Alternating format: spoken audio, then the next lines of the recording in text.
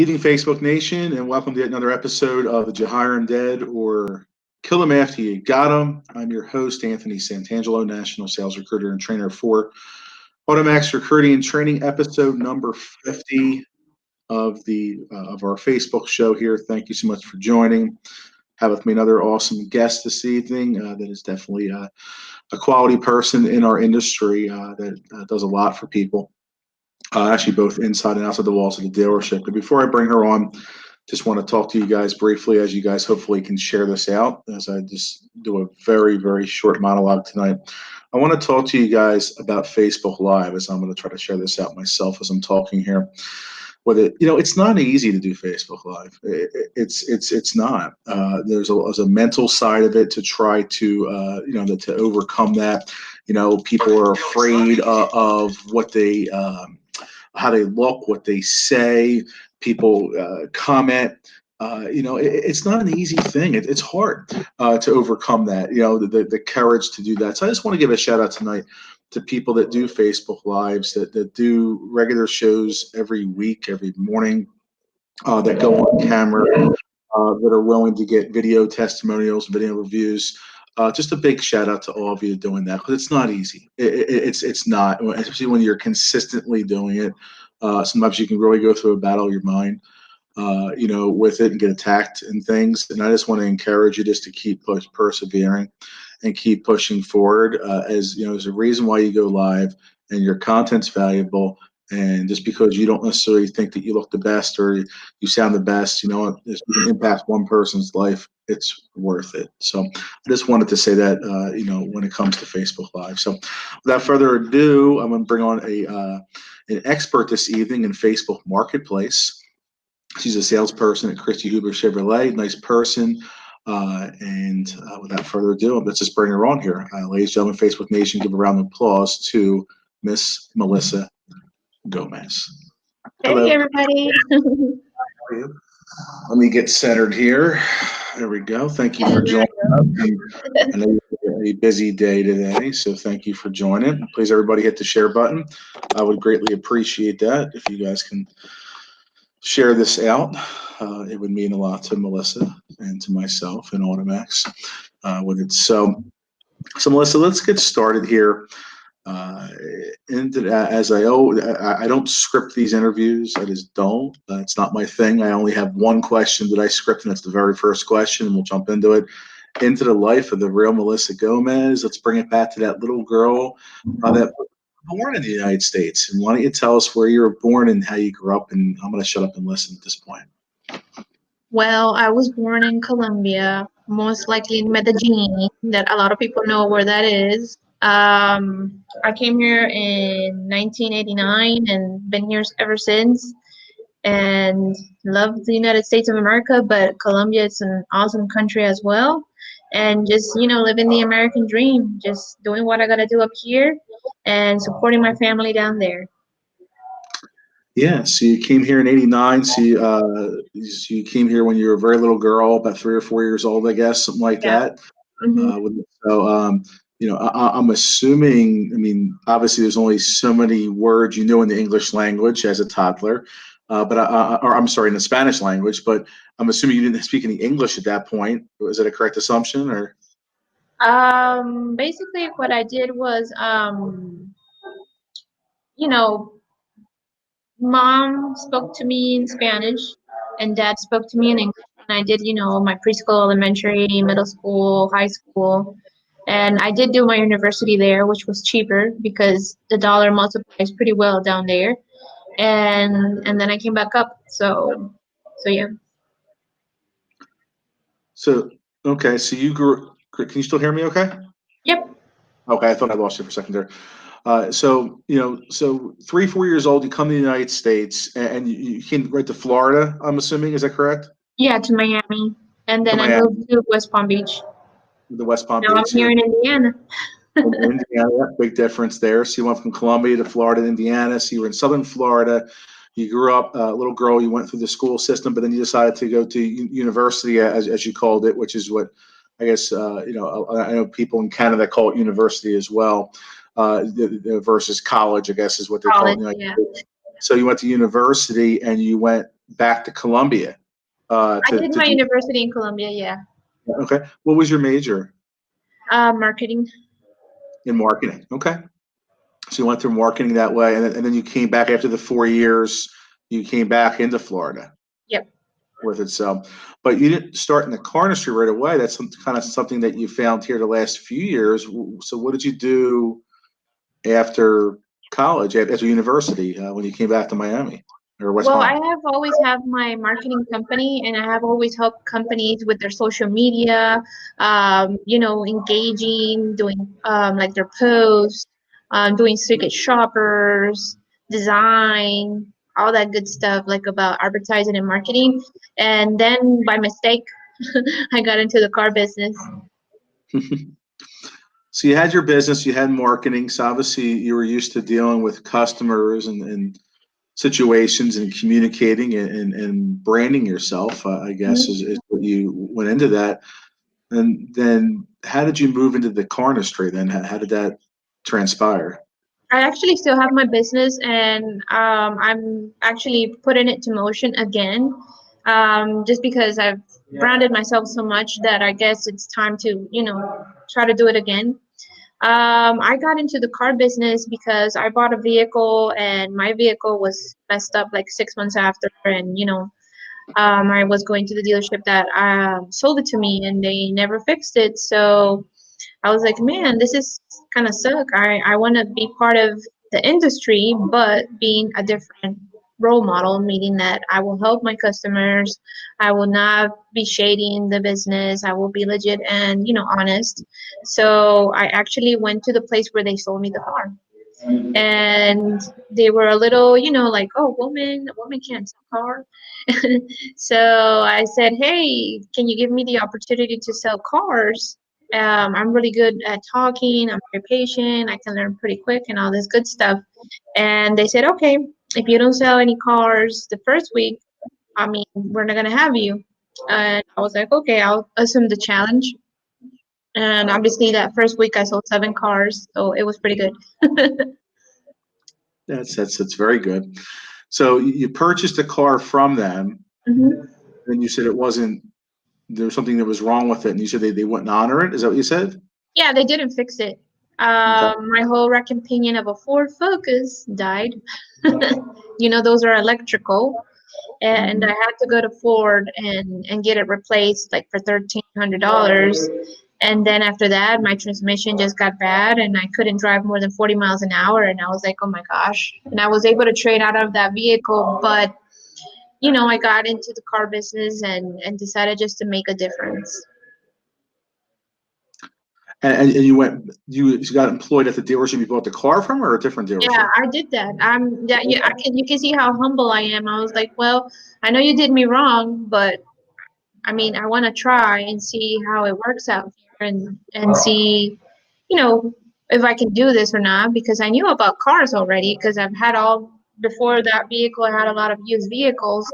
So obviously I needed to, I don't know how to say it, just try it and see what happened. And obviously nobody knew me. And then I saw Marketplace, and then Marketplace was my Bible. Hmm. That's the way I got all my customers in. Well, Facebook. Hit the share button here. I have Melissa Gomez with me. I've met Melissa before. We met for the first time in October in Florida. We've talked on the phone a couple times, and she definitely is a humble person. And think about that. If you purchased a car from a dealership and they weren't going to do things the right way, would you choose to kind of go aboard and go to work for them? Not to mention having a little bit of a stereotype where they said, "Well, we'll try," and maybe I was wrong, but I think he said something along the lines of, "We'll try you out for a week and to see how you do," type of thing. Where it's like almost like the odds were stacked against you a little bit. Is that kind of how you felt, or? I think it was more a stereotype that women can't be in the auto business Mhm. because it was pretty hard. My first probably 8 months, like all my coworkers were obviously men and older men that have been in the industry for a long time, and they're seeing this little puffy girl just coming and killing it. They're like, oh my gosh, there was a lot of misunderstanding, and the up system didn't work, and a lot of skating. But that's why I had to go to my business page and marketplace in order for me to like formally create appointments so people can come and ask for me and not have to worry about like the up that I couldn't get because they skated me. Yep, absolutely. And it's and that's not an easy thing to deal with for male or female, But to go back to that stereotype there, ladies can't sell cars. Uh, that was like that once upon a time. But I guess there's still some people because you got in the car industry in 2017, so 2+ years ago, and that's still in our industry. And for me, I don't like that. I don't like people thinking that way. With it, we're big believers at AutoMax to get a lot of women hired in the car industry and to get a lot of veterans hired in the car industry. With that, last week alone in Charlotte, North Carolina, we were able to get 5 women hired in the car. I had 6 women in class, and they hired 5 of them. With it, which was exciting. So I had 13 in class, and 7 were guys, and 6 were ladies. So it's changing. It is, and I'm sure you know this already, Melissa. But just in case of the audience doesn't, the average woman across the country, based on NADA, National Automotive Dealer Association statistics, says the average woman sells 22 cars more a year than a man. But when you walk into a dealership, you see a bunch of dudes, and that's what you had experienced down in Florida, at that dealership with it. But you sold 7 cars your first week. Yes. So you had the initial response and feedback of your brand new colleagues, Mm-hmm. owner management. Hey, well, we'll try, but we don't think you can do this. We don't think you're cut for it. Uh, and you had that initial reaction. Then you blew them out of the water and did 7 sales in 1 week, which is an accomplishment even for a veteran salesperson, nonetheless a rookie or a green pea, if you will. What was their response at that point after those 10 days? How did they treat you? What was said, and what was the kind of almost the tonality and body language that they gave you as well? Like for example, the boss was thrilled. He was like, "Wow, I couldn't imagine this because I've been doing this for 30 years, and you are the first woman I hired in 30 years. The first." Wow. So obviously, I killed the interview because obviously he hired me, and then he saw my humbleness. And even though I was very mad about the situation with the car, I still decided to, go for it. Then my coworkers, some were okay, some didn't talk to me, and others were like really mean to me. Like there was times that I cried and I had to like go to my car and scream because it was just terrible. It was very bad, and even though all the situations were like that, I just kept my chin up and just kept grinding. And then in my fourth month, when I sold 52 cars, they were like, "Oh shoot, there you go." So I had like all my boss, like the owner, plus the manager's help. So what I was basically doing in that time, I was kind of like the hook. So I got all these leads through marketplace, and then make them fall in love with the vehicle and all that good stuff. And then obviously I went to to the manager so he can do numbers. And then the owner, if we were too busy, he'll do numbers too and close. And I would just picture, deliver, and buy. It was a Melissa, I think Miko the cat in the background's making some noise. Maybe you can ask Miko to tell those guys to settle down in the back so we can hear you a little better if you could. So I need a little bit of tough Wi-Fi there. So if it has to be yeah. said in I'm English, downstairs in the lobby. yeah, I remember you telling me that when we were talking a couple nights ago. So it's But I am gonna go tell them. Can I stand up for a second? yeah. Go ahead. Yeah. Tell them silencio por favor. So Hit the share button, guys. Melissa's got an interesting story here, and we're just getting started, with her story. If you picked up on it there, her 4th month, she sold 52 cars. That's pretty impressive, even if it's your 40th month or your 400th month, unless your 4th month, So she's smart cookie with it. She's going to tell you her secrets of how to get that. And if you picked up on it as well, she talked about not taking up an appointment on it. So we good? Yes. Oh, gracias. So on it. So, you went through that. Your owner liked that. He appreciated it because you were making him money. It's a results-oriented business. When you make people money, they love you, and when they don't, they don't. Type of thing. So you went through that. Some were media, some didn't talk to you, and you had times where it wasn't an easy thing. Mm-hmm. Talk about it a little bit, because the more and more I've had the privilege to assist in getting women hired in the car industry across this country, the more I've been starting to attempt to understand what ladies have gone through with it. And I've talked to some of my former female colleagues as well with it.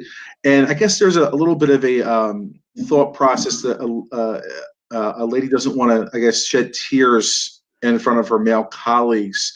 Is that why you kind of ran to the car? Is a little bit where you felt it was like a position of weakness, or what was going on in your head there, and how did you overcome that and get back into the dealership and start selling cars and rocking it again?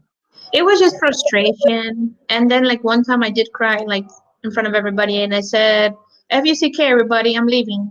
And then like the boss was like, no, you're not. And you're gonna be strong, and you're gonna stop being a little girl.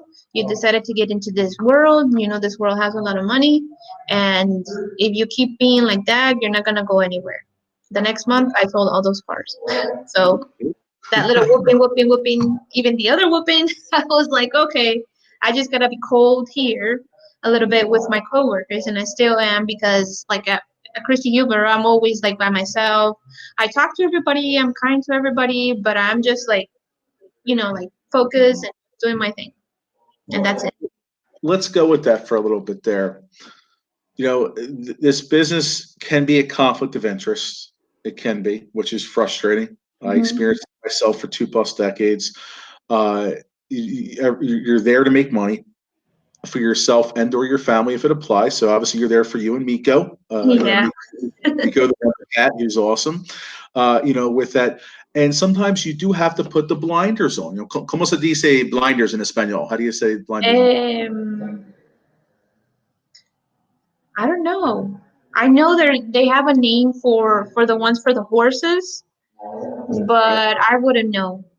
I'll think about it, and I'll let you know, because right now What do they call the thing for the horses when they put the horses to keep them on track? What do they call that? I don't remember. You don't know? No, sir? No sé, no me acuerdo, but I gotta figure out, and I'll let you know in a minute. Maybe my brain goes, woohoo, here it is. Were you aware I speak a little bit of Spanish? Did you know that? No. I speak a little bit of Spanish. I do. Nice. When I had customers and they wanted to talk in front of me in Spanish, I'd let them go for about 2 or 3 minutes. And about 2 or 3 minutes in, all of a sudden, right in the middle of their sentence, I would go, "Como?" And they look at me like, "Oh, this gringo knows what's going on."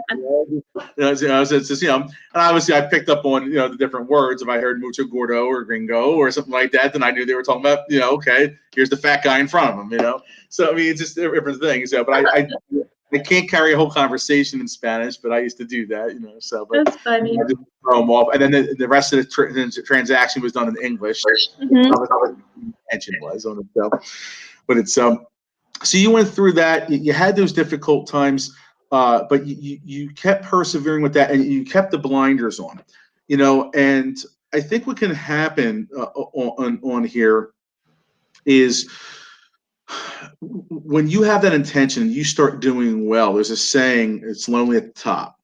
Yeah. And there's a dartboard on your back, and I think it's like that in any type of career. If it's real estate, as my customer and realtor Suzette Webb just joined us, or if it's insurance, or if it's a trainer, or if it's in car sales, that you get there and all of a sudden it's like you have a dartboard a little bit. So you kept focused. Obviously, you're nice and polite to your colleagues, which I definitely vouch for you on that, being that I know you a little bit. You know what? But how did you be able to stay focused on that when the darts did get thrown and when the stuff got said behind your back a little bit and things along that nature? How did you keep your focus on your task at hand and not give up through those hard times when most people do? They don't pay my bills. What I didn't hear you. What'd you say? They don't pay my bills. They don't pay your bills. Okay. That's So, so, all. I don't so, need to so pay attention to them. If they paid my bills, oh yeah, let's just cry over the spilled milk. you know, Uh-uh. so, If so you kept the priority of making money and paying your bills and being successful and driving a Lexus, as you do, type of thing, over hurt feelings, frustrations, who's saying what to try to bring you down to I guess to their level, for lack of a better term. So you kept that more, that was your focus then, with that. Yeah, basically just being myself, being laser focused and not paying attention to anybody because I can't let other people like determine my success. My success is only determined by me. And I, like I said, like it's a way of saying they don't pay my bills, meaning like why think about people like that and just kill my brain thinking about it. No, I'll still be polite to you, even though in many opportunities, if I don't like my coworkers, I will always smile to them. I will always try to greet them. It's not hypocrisy, but it's more like just being polite. I mean, I'm unfortunately I'm a very independent person, and if I don't need you, I don't go for you. I don't. I mean, I just do whatever I can do for myself to be successful. Like if I like for example this month I'm the one that has the most cars sold because everybody just sits and focuses on getting the ups or things like that, or there's a lot of cheese in the dealership. And everybody that has come through that door is a referral or from marketplace. That's about it. If I get a up, it's because I'm lucky and nobody saw it, because I'm all the way in the back of the dealership, like really, really in the back, where you can't really grab the up like fresh because you can't make it to the door, basically. Mhm. But sometimes there's people that just hide, and I get to get those hidden ones. Yep, that is still there where people are afraid to talk to somebody. Yeah, like yesterday I sold a vehicle. I was like, I didn't see this person because I got this big gigantic 2500 in front of my window, which is Mhm. wonderful. Everybody else has no, no how do you say it? Nobody in the front. And I looked back and I saw the guy and I'm like, how did this guy get in here? And then I sold him a truck, How cash, about $41,000. And that's it. now? That's exciting. That's exciting. So basically, your why obviously is success and to make money, but let's elaborate on that because maybe some people on here that don't know you, think, well, Melissa Gomez is about the money, but let's talk about your other deeper why and those people that mean the most to you down in Colombia. Yeah, unfortunately, my why is the money because with that money, I support my grandparents and my parents. Mhm. I don't have anybody here in the United States. My brother is in Florida and he's married and he's on his own deal and movie. Me, I'm basically like supporting two families, four people in total, plus myself, and I work very hard, so that's why I drive what I drive. I want to buy a second car, and that's my problem. I live in a very nice community. That's my problem. I just live life to the most. I always live the day by day. I unfortunately, like I am in this challenge with Marcus Stone, and I don't look to the future a lot. I like to live the day by day, and like Mhm. if I have a goal, those goals are accomplish them right away. So my second why obviously would be my family, but I do have to have the money to support them. Mhm. And that's a great thing, and that's awesome that you and Marcus are doing that. To be able to stay in the present, stay in your lane, stay in the present. I wrote a quote, and I have it upstairs, framed in a frame on top of my television. You can't change the past, only do what's right in the present to make a better future. And you have to stay in that present. You absolutely do, and that's important to do that. And you find your why. So if it's your immediate family, or if it's your family you're supporting in a different country, like you support your parents and your grandparents who are all elderly.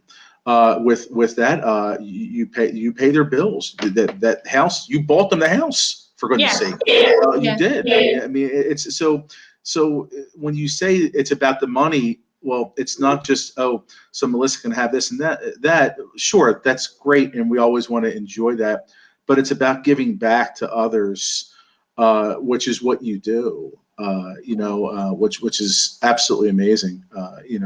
With that on it. So when you have that, what's some advice you could give to salespeople that are relatively new, female or male, that it's a little bit of a struggle?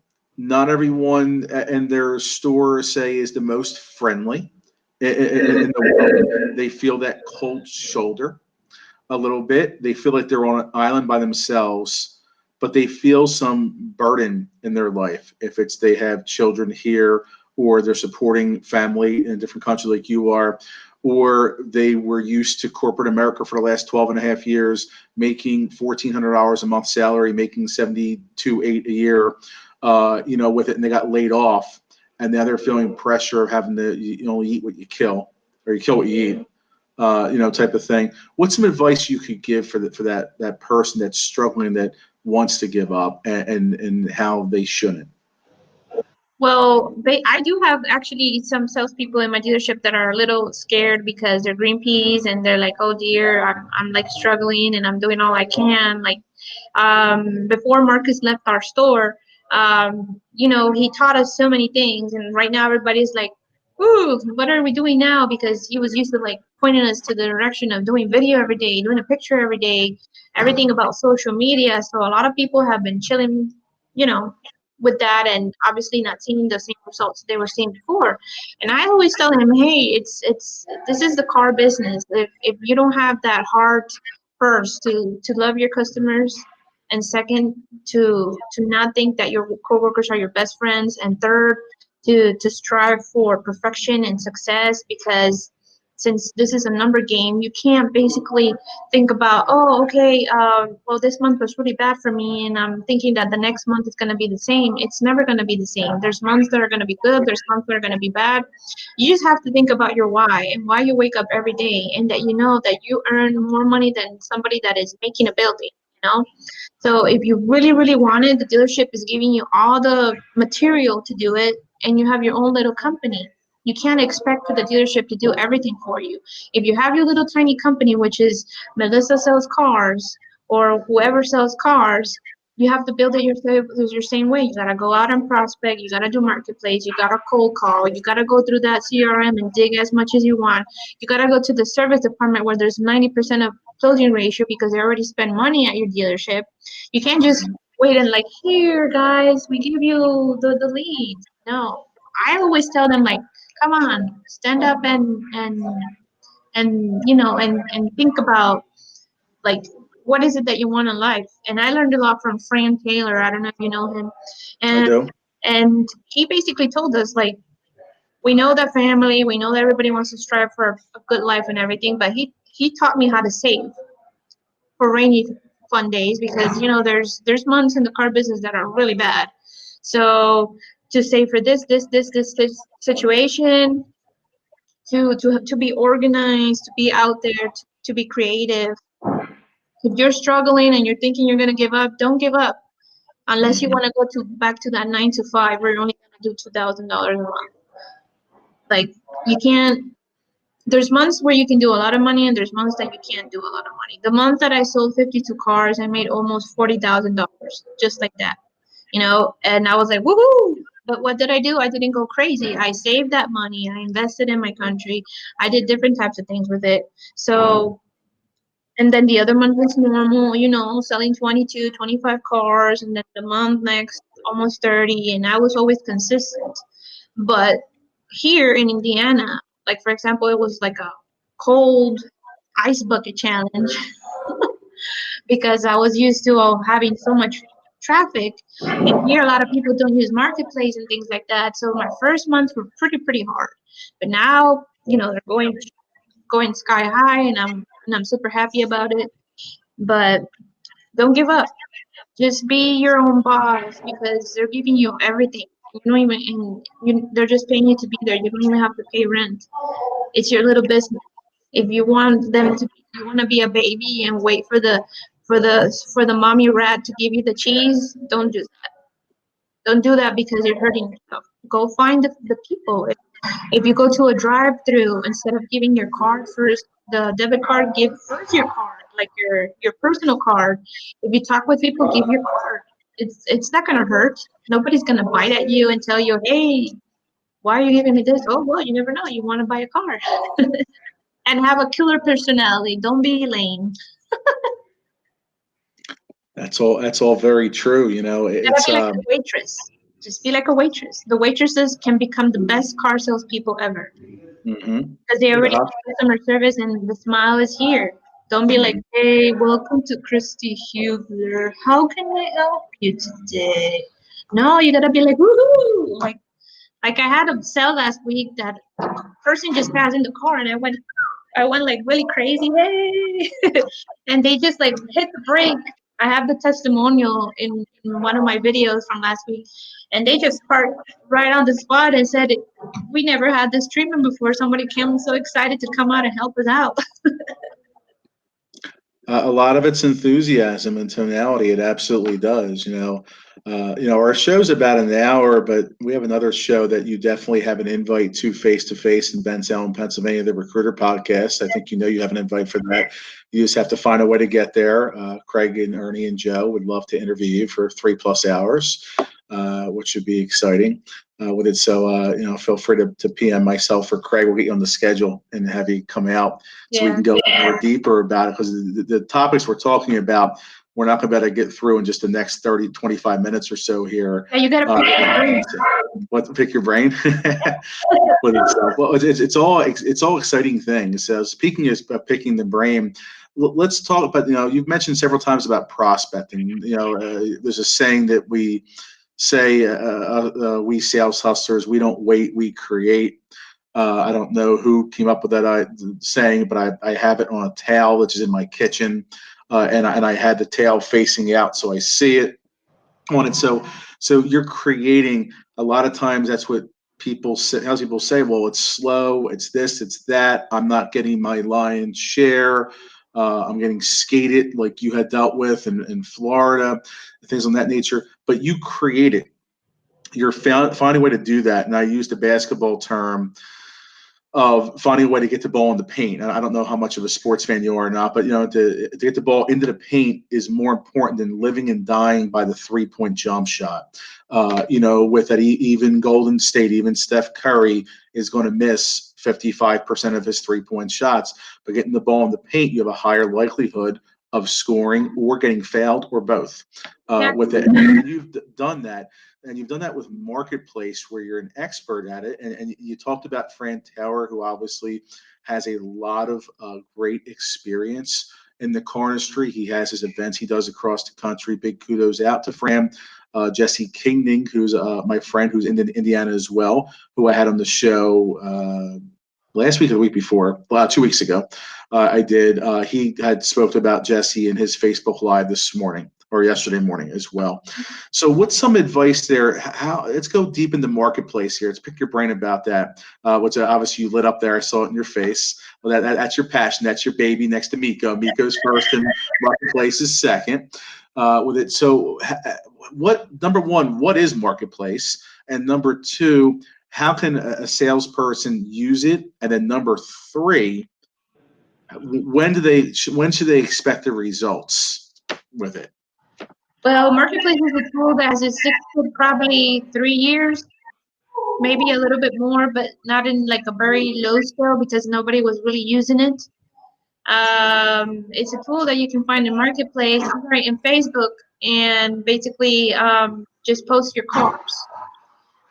Before you post cars, I always suggest in the group I have, that you must talk with the managers first because there's so many compliance out there and advertising rules and lawyers, and you just gotta know what you gotta write. I don't want people just like writing random stuff to sell a vehicle, and then you know the dealership can have like a lawsuit or something. The other way to like for them to start is basically using their low price vehicles, maybe the ones that are wholesale all the way to 2,000, just to get people to know you. Don't put anything like really expensive first because it takes a little minute for people to start seeing your post. And after you become an expert, I actually right now have two courses. I have a beginner's course and an intermediate course. So when you become like an intermediate coach, you can start like tricking Facebook with a bunch of algorithms that I'll teach you. So you can have more views and actually just like, more people can message you because it's also a numbers game. So I would suggest just to start like that. Don't be scared. Don't use the website's pictures. Use your own pictures, even though you're not the best photographer. People don't really care. You just put 5 pictures and you're good. And usually, the people that go see the car that you have posted don't buy that car. They end up buying something else. And that's about it. Is it mainly pre-owned that you put on marketplace, or do you put brand new on there also? I don't put new because of compliance. Okay. Because there are some rules, there are some laws. Want to touch it. I put like maybe like our less expensive vehicles are cruises and Traxxas because I work for Chevy. Those I do put new because I know like it's not like a really expensive vehicle, but I will put full price. I won't put the internet price. And then if they tell me, oh, this is too expensive, I'm like, no, don't worry, just come on over and we'll figure out a rebate and blah blah blah, so I don't get like in trouble. But I basically just use pre-owned, and I'm very organized. If you're gonna get your cars from the website, I would suggest you to put use inventory, put from lowest to highest price, and then okay, so I'm in this Chevy Trax that is let's say $10,000. Post 5 to 10 vehicles a day and just go in order. So when you take the pictures, even though you gotta walk a lot, because you can have the car right next to you, but I like to be in order. So when I actually sit down and do it, I'm doing it in order as how the website has it. And then I'll upload the 5 pictures. I put the descriptions. I put the miles. Put a little paragraph that says what we do, and then just list it. So that's what I was. Don't put if you're starting. You will see results probably after 2 weeks if you're consistent. It's not a miracle thing where you like only post 2 cars and you're gonna sell those 2 cars you posted. No, you have to at least post 10 to 5 a day. Respond the leads like if it was like an internet lead. Let's say you work in the BDC department, you got this fresh lead. Usually, a person that is in the BDC department is not gonna like wait 2 hours to respond to the person because obviously they get paid to get the person in. So you have to act the same way. I use quick page. I have a little quick page that I send like general saying, hey, thank you for your interest in this car. My name is such and such such. If you give me a call every time. And I tell you that it's available and I put my number. I don't say anything else. If they start asking me a bunch of stuff, I say, hey, just give me a call. It's much easier than text because it's faster to close them through phone than through text. And that's about it. You got to be fast and you have to respond. Well, it's about efficiency. It's about being efficient, which is important. ¿Cómo se dice efficiency en español? Eficiente. Eficiente, so it's Eficiente. about being It's very efficient. simple. Eficiente. So that's very important to be able to do that. Now, you put your phone number on there. Uh, in the case if you're with a customer, and I don't know this, every time I've called you, you've always picked up for me. I've never gotten your voicemail. Do you have a personalized greeting on your cell phone? I do, I think. Let me Does it see. say, hey, this is Melissa Gomez, Chris Huber Chevrolet? Do you have something like that? Or is it, you've reached 317, whack, whack, whack, whack? Um,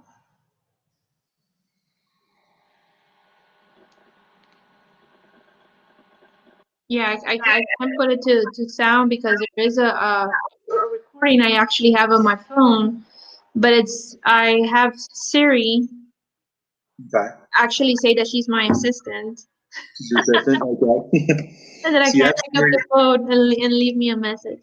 there you go. Obviously, I think that's one of the things I teach is to have a personalized greeting. Yeah, With it where, hey, this is Melissa Gomez, Chris Huber Chevrolet. I'm with an appointment right now, not a customer, an appointment, but your business is very important to me, and I always return my phone calls. Please leave your name, number, and a message. I'll get back to you promptly, yeah, which is kind of what my greeting is now. So if I'm teaching a class right now, but your business is important, always for my phone calls, is the way I've changed there. With it. So, a question came in from Drew Ward. I don't know if you know Drew, but Drew, I'm connected with Drew on Facebook. Are you posting price or approximate monthly payments, or both? when you're a newbie, let's say you could be an old dog in the car industry, but you're a green pea in marketplace, you have to put the full price. Do not put the internet price. Put the sticker price, and then obviously say that you have some discounts on it. Why? Because that's why you have to go with your managers. Because you're treating a marketplace lead as an internet price, then they have to like give that person the price, you know. But if you don't put the internet price and you put the full price, then you got more wiggle room, to maybe negotiate something. It just depends on your dealership. If you're like I, for example, do put the internet price now because I've been doing this for a long time. But I'm not blocked anymore because I was semi-blocked with so many ways that I was trying to trick the system. They still let me post, but I wasn't getting as much views. But I was still selling cars. I'm selling more because I'm unblocked. I put down payments. So right now, every single post, every single one of them, I put 1,000, 1,000, 1,000, 1,000, 1,000. I don't put no two, no three, no four, no five. $1,000 down payment. It's listed in the title and it's listed in the description. So that's something that you do like with time. You know what I mean? At the beginning, I will not suggest that. It's something that you have to gain patience. It took me 4 months to sell 52 cars. Then after that, I started selling consistently 30 cars. I sold that much cars that month.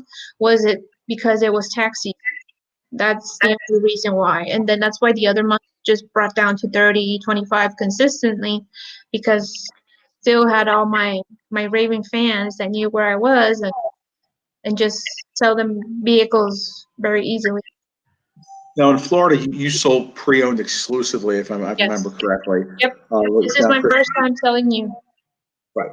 So this is the first time you're selling new, and you've been at Christy Hubler for 8 months. Has it 10 been? now. 10 10. months, 10 months now. That you've been up there. You're very intelligent, Melissa. If you guys hear this, hit the share button, please, because she's sharing a lot of great nuggets tonight.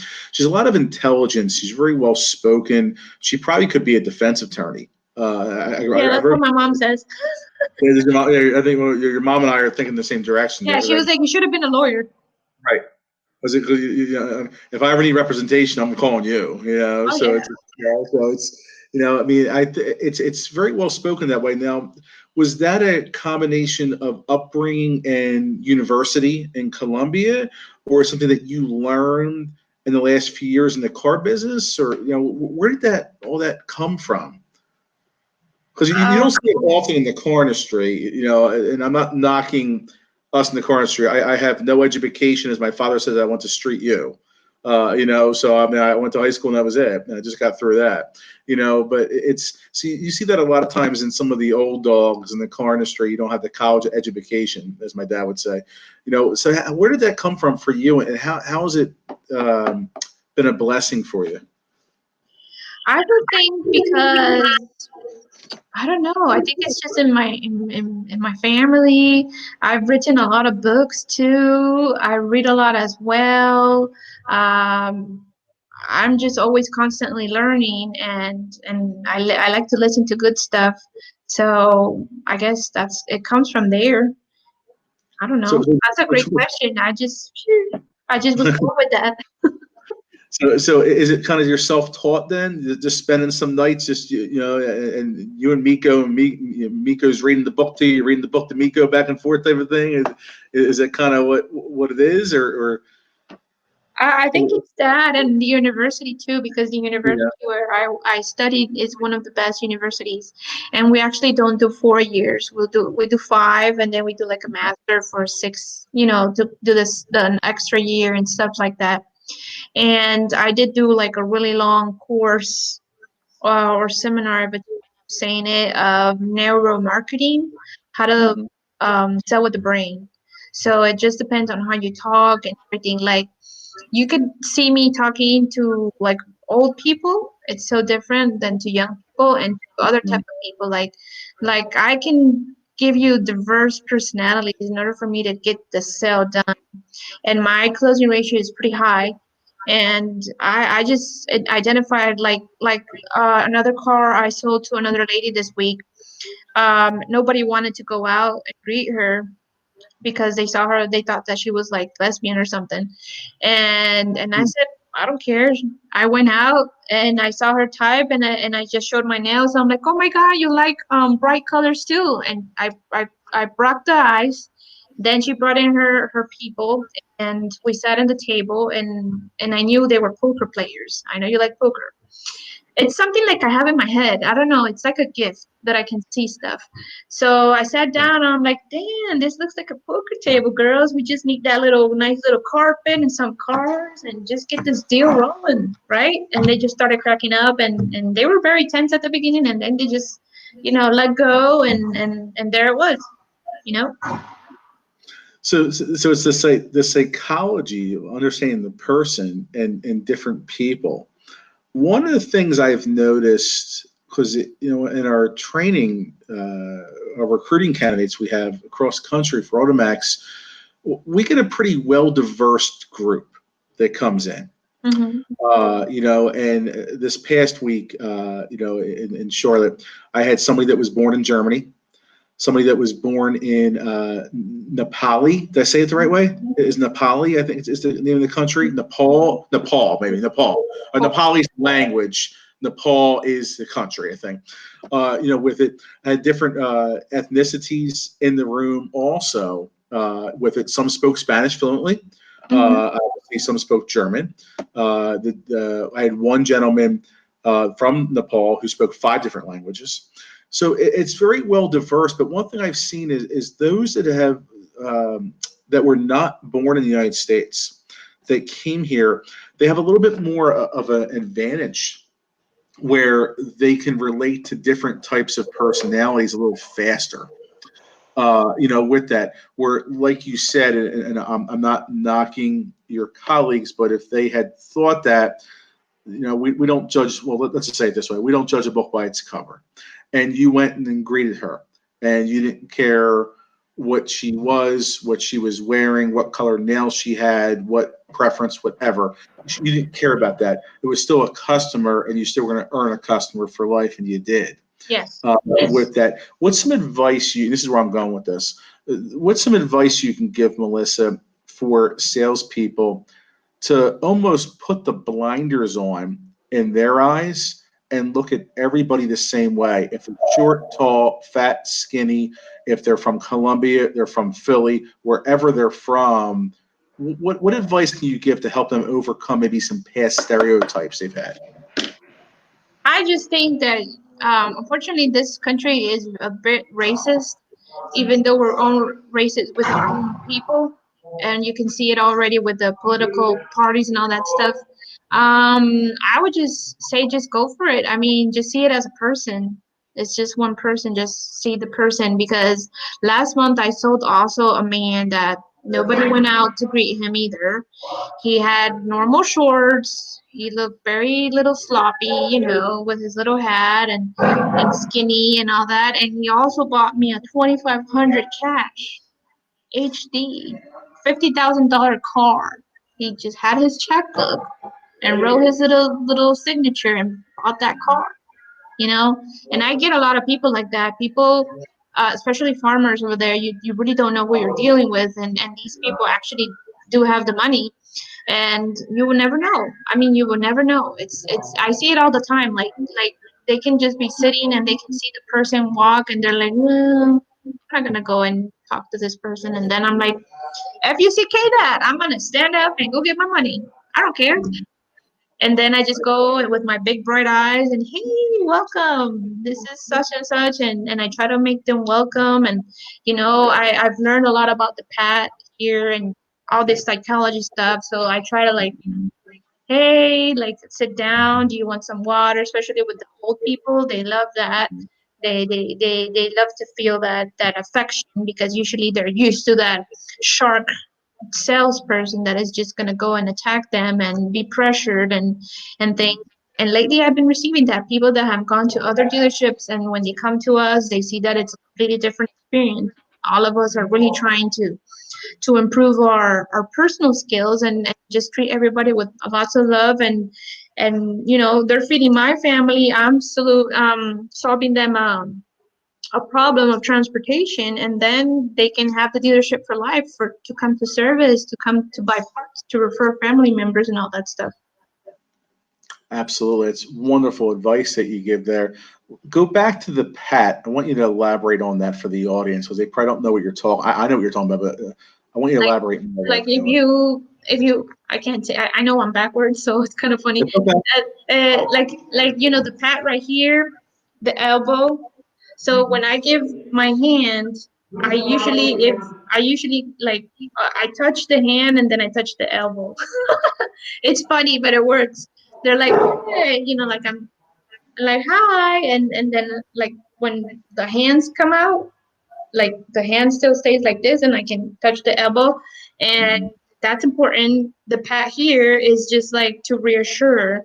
So it just depends on the customer, because some customers you shouldn't be doing that, but it's just like psychologically is like something that calms the brain, because many people that come to the dealership always say that they're just looking, but they're actually needing a car.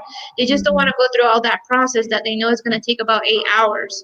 So usually when I sit with them, I'm like, I always tell them, hey, I'm timed for 40 minutes. I got to get you out of here in 40 minutes so I can get myself a spit, which is fake. But I always tell them, like, I'm not going to keep you here forever. And I try to be as fast as I can. And when I go to, like, the tower and stuff, that's when I do, like, the patting. I'm like, yeah, don't worry. I got you. I got you. And they like it and they feel comfortable. And I see my reviews when I tell them to do my reviews on Facebook and everything. They're really cool reviews. Sometimes you're like, oh, I didn't think that they were gonna think this about me, but they did. And Mhm. this month has only been referrals, and I'm like, wow, I just see people coming through that door, and I'm the most busy, and I'm excited about that because my first months there were really hard. Like they Mhm. sucked in all aspects. I did sell my cars, but I was lonely. It was winter. I was cold. I have a rear-wheel driving car. Nobody ever gave me a demo, so I don't like Mhm. skid out. I had to like figure it out myself. It was pretty hard. It was very complicated. I had a very big Mhm. depression. And then when the spring came, I was like, ooh, yeah, finally I cannot like be holding my steering wheel like I'm gonna like die. And then everything just started to flourish, and people, I invest about $500 on Facebook ads every month just for people to see my face and know where I work, and it works like wonders. Sometimes I spend less, but I do get it back very easily. With one car deal, it's done. So so yeah, I mean, I don't know. It's something different. There's a lot there, and I give you a lot of credit because you obviously went from Columbia to Florida, Southern Miami, no snow, beautiful weather, all that. Pre-owned cars only. Obviously, when I met you, I'm not going to say it on camera, but I know how much money you made your last year in Florida. It was a hell of a lot of money. It was, we'll just say it was general manager type money. And you made the adjustment. Oh, wait, Indiana, different area, snow, different. There's a lot of adjustments that you've made there. But let's go back before I go into that more about, you said when it comes to psychology of the person, Hmm. sometimes you should do things with people, other times you should not. The pat, the touching. For myself, my number one customer in my career was women in their 50s. Women in their 50s, they adored me. And they liked my transparency and honesty because it was the opposite of their ex-husbands. And that's what they liked that. And I picked up on their poker tell where A woman in their 50s, if she feels comfortable with you, she's going to go out and she's going to touch your wrist. And for me, and they preferred more of a face-to-face, sitting closer, like I just went right down to the camera. They Yeah. prefer that more, that interaction. And when they would touch my wrist, I knew that I was closing the deal. Yep. It wasn't a sexual thing. They felt comfortable with me. They felt like they could speak their mind, and I was listening to them, unlike most guys, and type of thing. So I knew how to do that. But then young millennials, if I sat too close, there's many deals I lost because I sat too close. A millennial would never do that because they grew up with this in their face that they had, type of thing. So you sit back further. So I've picked up on that from my interview applicants or candidates as well, of how to position my body on the interview as well, and try to make sure that my weight doesn't hurt me. My outgoing person doesn't hurt me. So why don't you share a little bit, if you can go a little more in detail there, Melissa, about that? How can what kind of salesperson spot their poker tells, their woman's intuition, if you will, to be able to know how to relate to somebody, if it's the pat, where to sit, or how to relate to them, type of thing? Does that make sense? Yes, it does make sense. So basically, what I would always do, especially with Hispanics, which is like 50% of my sales, um, a lot of people when they show numbers, they tend to, let's say I have this computer right in front of me. I usually, like, when I'm gonna show numbers, I flip the page backwards. I'm not gonna show them the numbers, and I start just telling them. And recently, I bought a little Chevy coin, which is really cool. And when they're funny and they don't know what to do, I do what Bill Habs does, and I flip the coin. I mean, I try to make it fun for them. So I usually with them, I sit really close to them, like really close, like touching skin. I Okay. said, okay, are you ready for this moment? It's a very decisive moment. I talk like really serious to them. And I'm gonna flip this page, and your problems are gonna be solved. And they looked at me, and I tried my best. This is an estimate. This is, with approved credit we haven't looked at yet. But I'm gonna flip this page, and you're not gonna be scared because you came to resolve a problem. I'm like really serious. I'm like a mom at the beginning. And then I flip it up, and and then I go, "Ah." And then I get my pen, and I don't go through the whole thing. I just look at the payment and amount finance, and I'm like, if you're okay with this payment and you're okay with this amount finance, we got a deal, right? And they're like, yeah, yeah, we got a deal. I have to close them like that because I have noticed that if I go like through every single thing, there's people that you have to, but usually I don't. People get confused with seeing so many numbers. What is this rebate about? What is this taxes about? What is this doc fee about? What is this accessory fee about? Why are you giving me so little for your trade, little for my trade, or stuff like that? I just like, look, you wanted to be in the 600s, I got you the 600s. Do we have a deal? Yes or no? And then I close it. And if sometimes I can't close it, I gotta get a TO, but I usually don't need a TO. So that's about it. The padding is just when I stand up to the tower. When it's becoming very nervous, I always ask them many times if they want to have a drink or something. And then during the test drives, I always try to pretend I'm more nervous than I should. So I always tell them, "Hey, go slower. You're gonna kill me," or things like that, and they just crack up and things like that. Um, I mean, there's so many ways. I don't know how to teach that because it was a lot of science and things and movements and stuff to understand people. I think that's one of the reasons why I'm single, because I meet people and I'm like, I already kind of like know where they're going, and so that's how I read people, and I try to just focus on things that I can see and what are their points, and then just figure out if I should touch, if I shouldn't to touch, if I talk like this, or should I be like really strong and powerful and talk loud, like especially with farmers, you gotta be like really, like when they start saying, "Oh, but if you don't give me this price, Yeah, I'm not gonna do business. And I tell them, okay, what makes you think I gotta give you this price? Show me online where you get this truck the same price. You know this is a new truck. Everywhere you go, it's gonna be the same place. I can give you a better price if you buy a used one. I'm like, I want a used one. Okay. You know this is new. Dealerships don't make money out of new cars. Why do you want me to discount this price for? Why? And things like that. I just make them think, and they like be quiet, and they're like, oh yeah, you're right. Okay, like did I give you an excellent service? Was I on top? Did you have you ever had a person treat you this way like I treated you today? That I smiled, that we giggled, that we laughed. Right, you haven't. Oh yeah, you're right, I haven't. Okay, then let this be why you have to pay more for your vehicle. Mhm.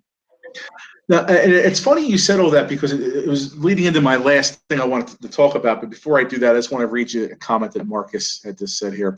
If any of you guys think she's kidding, I've witnessed this. I used to look from the tower like, what in the world is she doing? And you know, for myself, any successful salesperson is going to be a little bit unorthodox, and I've taken that to being a trainer. My goal is to be the most unorthodox sales trainer in the country. I mean, Yeah. I talk about, you know, Eeyore from Winnie the Pooh and Joey Tribbiani from Friends in my training classes. You know, the reason why I do that, you know, it's to be unorthodox, and you have that, and you prove to Marcus, or Marcus is on the tower when he was working with him. It's like, what the hell is she doing? And then out there and having a get ready sign for the car to go and clean up, you know, or here's a credit app, you know, whatever it may be, right? On that. So, and the whole point of that is it's all presentation and confidence, which leads into my final question this evening. You're a very confident person. You don't let people mess with your head. You tune out the bullshit. You don't mess with that. You don't let people affect you at all. And you stay focused on your task at hand. And in a day and age where people struggle with their confidence a lot, and they're afraid to sit there and talk turkey and stand someone the hell up, which is one thing that us old OGs, I guess they call us, original gangster car salespeople, were good at, was standing somebody the hell up. You know, and we did that. That's how I was taught. You know, you've been in the business for 2.5 years. 2.5 years, and you stand people up and say, yo, this is how it is, whether if it's in English or Spanish or Spanglish or whatever you want to call it, you do that. How can you, what advice can you give for people that are on here that I know for a fact struggle with their confidence, and how they can overcome that to be the best version of themselves to earn customers for life? You just have to believe in your product, and you have to believe in yourself. You only have one chance. You know that, like for example, in my case that I am in, like it's such a far away area from the city. If I have somebody that's coming out of the city to come and visit us, I have only one chance. Mm-hmm.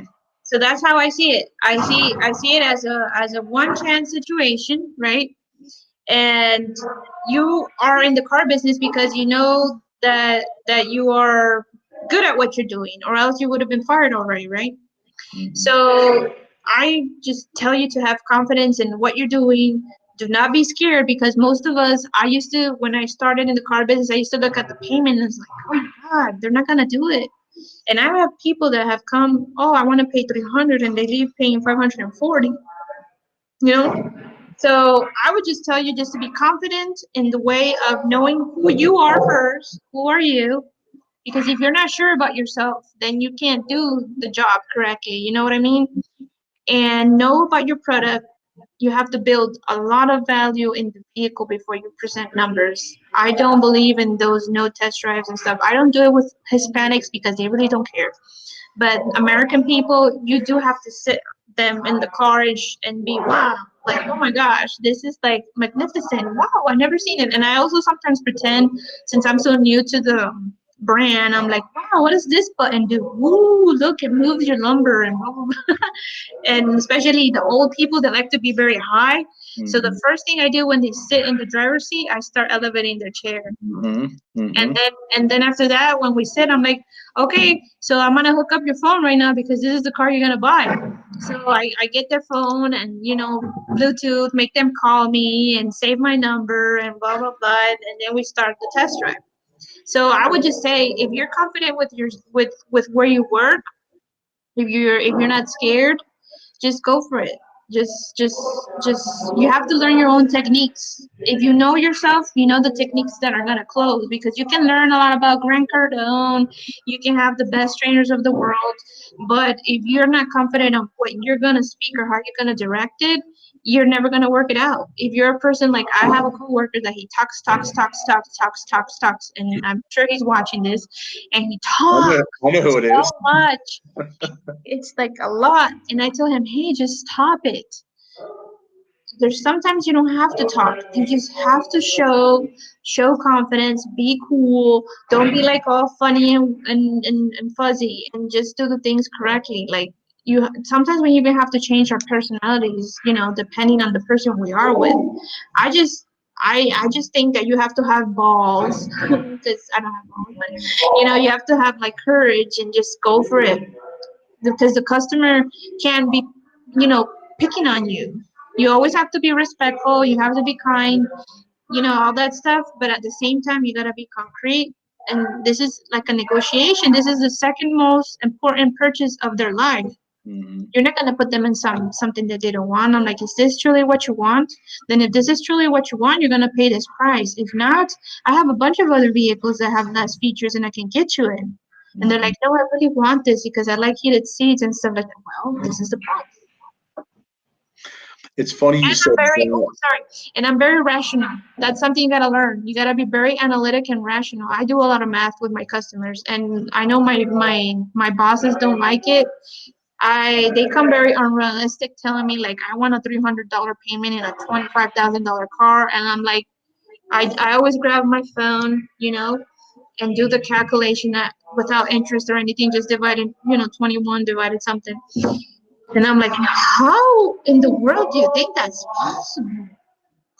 And they laugh. I'm like, that's not possible. If you want a $300 payment, I gotta put you in $11,000 vehicle. And they're like, oh. I'm like, yeah, the math doesn't add. I don't know where you did that math from. And they're like, okay. And I'm like, well, if you want that $30,000 car, you don't have credit, your payment is gonna be like $580 to $600. And they're like, oh my God, I can't do that. Okay, so let's start finding a vehicle that works for you. It's funny when people want it to be. It was 250 was the big payment once upon Yeah, a time back in the 90s. and it I'm trying still is. it still is, and it's never changed. And the price of the cars are freaking $30,000 more. But the way we were taught back then, oh, probably 250 a month, Anthony. Oh, you want the bi-weekly program? What's that? Well, 250 every 2 weeks, so that's $500 a month, right? I know. Don't worry about it. Just try it for a while. Don't worry about it. That's what we were taught, which is a little GC there for you. But that's how we were taught back then. It's funny you said balls, because I'm sitting there as you're talking, and I'm thinking this girl's got the huevos. Is that how you say huevos? Do you say balls in The Spanish? huevos, yeah, Huevos? huevos. Like this girl got balls. It's just, and that's what it takes to be successful. You can't be afraid. Just like with a dog, with a perro, right? The female Yeah, or male dog, right? Is that if you show fear, what's the dog going to do? And bite you, right? So you exactly. have to not do that and have confidence. And I teach about that in training class, and it's important to do that outside the walls of the dealership as well. To be able to believe in yourself and have that confidence, which is exciting, because when you do that, that's how you can get the desires of your heart. That's how you're going to have success, and that's you're going to have that smile on your face. The way you have a smile on your face right now, which is exciting on itself. I got one more question for you, then we'll wrap up here. Yes. What and answer this however you're able to, on camera. What is the next handful of years going to bring for Melissa Gomez? However you can answer that, just general type of thing. Just you've grown so much, you've done so many things. Like, what are some of those hopes and dreams that you have? I just wish people knew my worth, because I was brought to this state with another mindset, and I'm very grateful to be at the dealership I am, but at the same time I see myself not being flourished completely, because even one of our general managers from another Hubler store told me one day, like, you're so smart, you shouldn't even be selling cars, you should be like a manager, you should be a trainer, you should be doing something different, because I mean, it's good to be what you're doing, but you should be like exploring more your intelligence. Like you can do so many things. So I was like, well, that's true. And I had some inconveniences with the formal manager there and stuff because of that fact. I was like, well, I should be a sales manager. I know F&I, and I mean, only to be F&I, you have to do a lot of vehicles, and obviously, I haven't done that quota yet to be one of those. But I used to do it in Florida all the time. In Florida, I used to do cradle to the grave, so I would love to go back to cradle to the grave. Mm-hmm. What I will see myself in the future, well, I'm trying to grow my Facebook group called, Facebook Marketplace for Automotive Advisors, and trying to, teach more people how to do these tricks. I just created my LLC again, because I closed the other one, and, to do again training as for marketplace marketing to help people, boost and ads and likes and, social media content in general. And third, financial consulting that Bill Hab was teaching in a group, and now I can help people with preparing their credit and all that good stuff. I will see myself in a few years being a virtual person, meaning that I can be in Maldives answering emails and doing webinars, teaching people how to be a better salesperson, be a better person in general, and obviously doing, whatever other things that I can do from the distance, which social media, you don't need to be present. You just have to have access to the person's Facebook or whatever and just create their content and all that stuff. That's where I see myself. I do still see myself like in the sales floor and all that stuff because I enjoy it. I know when you become an F&I or a sales manager, you're like over there sitting, not interacting a lot.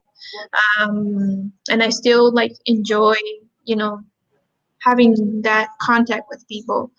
But I don't know really. It's a hard question. Like I told you, I am a very present person, and now that I'm doing this challenge with Marcus and stuff, he makes you think like for the future. Okay, like where do you want to be? Like you have to write it down, and I don't write it down. Now I'm writing down, but I'm only writing down my daily goals and my like in general goals for the year.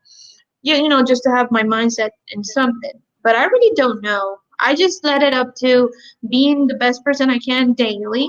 And if somebody sees my talent and says, "Oh my gosh, like why is she over there in Indiana where she can be in another city making the same money she was making in Florida, but I'm so humble that I still want to learn so much from where I am because I'm grateful for the person that brought me to that dealership and learned. I still don't know how I survived those first 4 months. I remember telling you, and I was very like disappointed and everything. And I said, well, everything in life takes time. Mm-hmm. And I'm just gonna keep doing my best until just people just come and ask for me and I don't have to do anything. you know. But I still do, obviously, but it's just a way of saying it. And then maybe someday somebody out there sees my worth, and I know I don't want to make this sound like they don't see my worth because they might see this video and say, "Oh, what are you talking about?"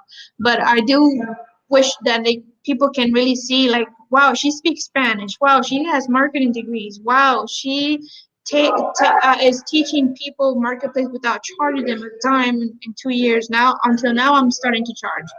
I mean, it's so many things, and I know I can help so many people, but I am showing myself out there, and I'm hoping somebody can like really see the. Oh my God, this is so loud. I hope somebody can see the.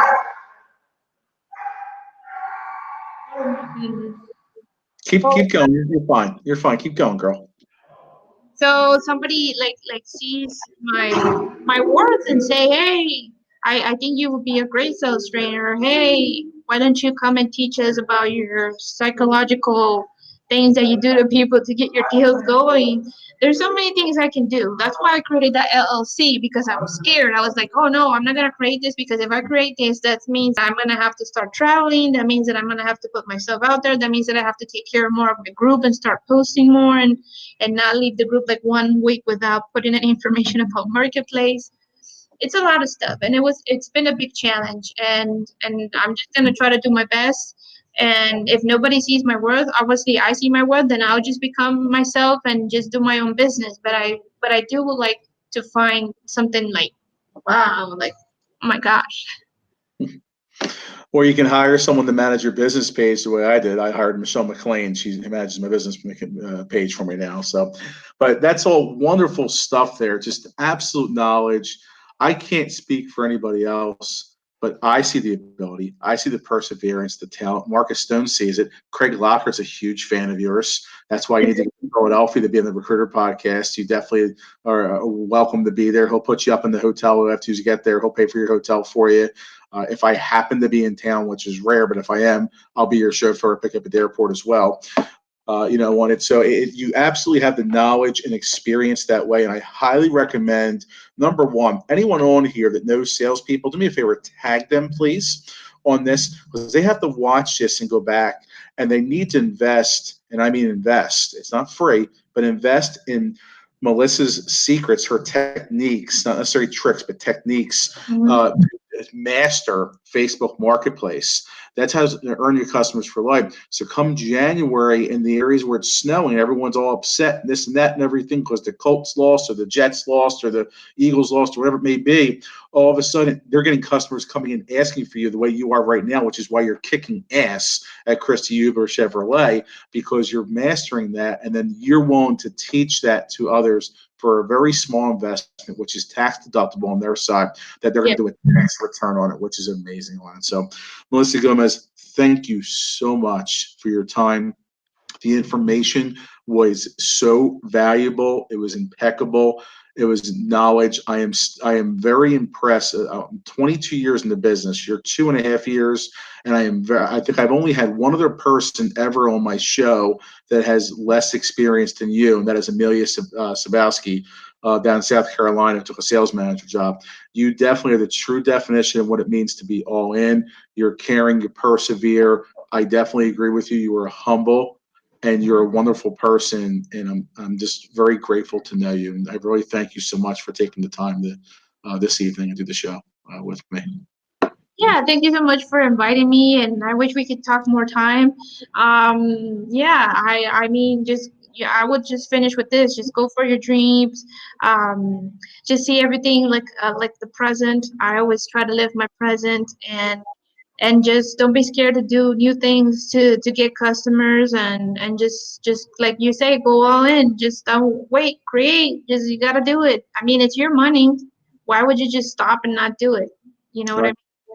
It's just something that you got to learn how to do. And a lot of people say, well, marketplace is so stupid and easy. It is, but there's techniques, like Mr. Craig says, that can actually boost your stuff without paying, and doing so much other things that can help you be better.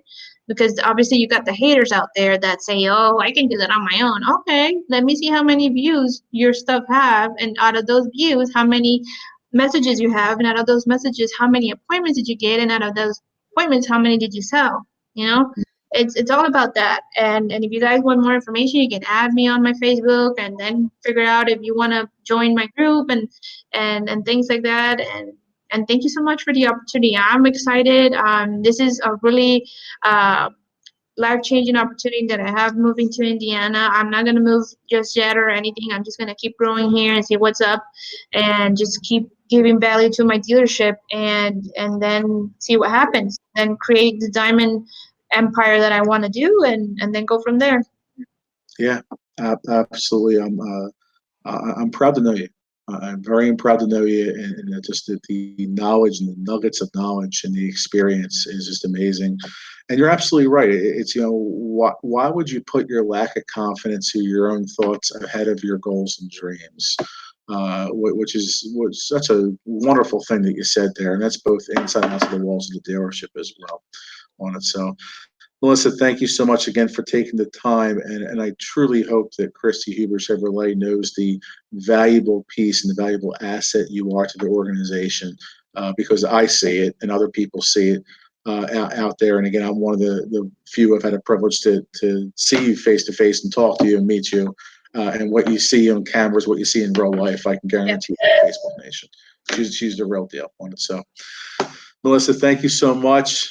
please say hello to Miko the cat for me. Scratch his I ear. know you wanted to see him, I but wanted him on there. I know. I wanted them to make a little cameo appearance. He's a cool cat. next time for next Next year, time. whenever you hire, I'm sorry, whenever you put me to do another thing. There you go. And obviously, please get with us. You definitely have an invite to the Recruiter podcast. We'd love for you to come out. It would be an absolute honor. I'm sure. I know Craig would love to meet you and interview you face to face as well for our long form. You would have. Yeah. You'd have 3, 4, 4.5 hours. You would have face to face. With Craig. Questions and answers. Ooh, I like that. Yep. Book your flight, girl. Make it happen. Get on the calendar. Just message Craig for the calendar, and we'll get you on the calendar or something. So make it happen. So All right. on it. So thank you, Melissa. And as you would say, buenas noches, mi amiga. Buenas noches, amigos.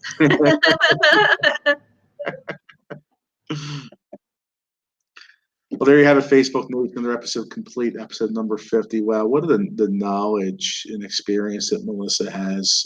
She really does. I learned a lot myself tonight, and that's why we can all learn from each other. And it was uplifting. She uplifted me.